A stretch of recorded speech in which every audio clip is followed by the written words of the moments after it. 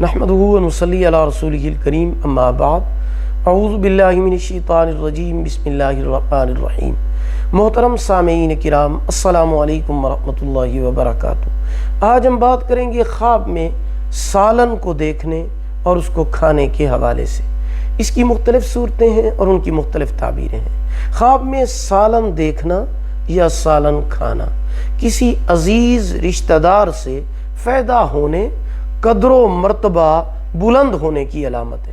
خواب میں سالن پکانا کسی سازش کا شکار ہونے یا کسی لڑائی جھگڑے میں پڑنے کی دلیل ہے، صدقہ کرنا چاہیے۔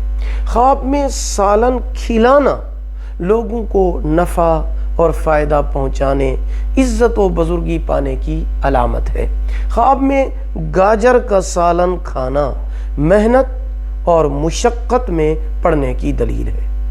ویڈیو کو لائک کریں، صدقہ جاریہ سمجھ کر شیئر کریں، چینل کو سبسکرائب کریں، ساتھ لگے ہوئے گھنٹی کے نشان پر کلک کر کے آل کر دیں۔ اللہ پاک آپ کے حامی و ناصر ہوں۔